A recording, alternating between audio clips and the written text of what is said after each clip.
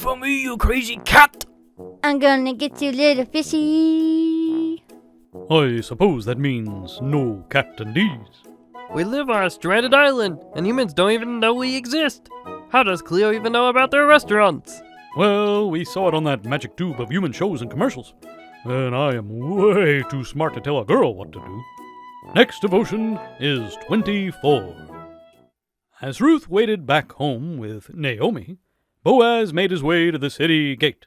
The gates of the city in those days were where government business was conducted and contracts were made. Boaz was on a mission to meet his only living relative and deal with the matter of Ruth. And finally, he saw him coming by. When he did, he spoke to him, sort of. Look at the verse and you will understand what I mean. Ruth 4:1. Then went Boaz up to the gate, and sat him down there. And behold, the kinsman of whom Boaz spake came by, unto whom he said, Oh, such a one! Turn aside, sit down here.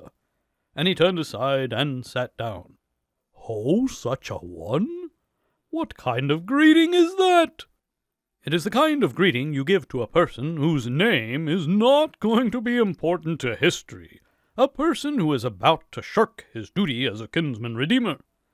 As we will see in the following verses over the next couple of devotions, this man refused to do his duty as a kinsman redeemer. As such, his name does not matter.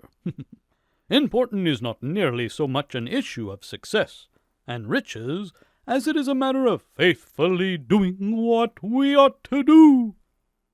Do determine not to be, Oh, such a one! Let your name be remembered, because you always did what was right.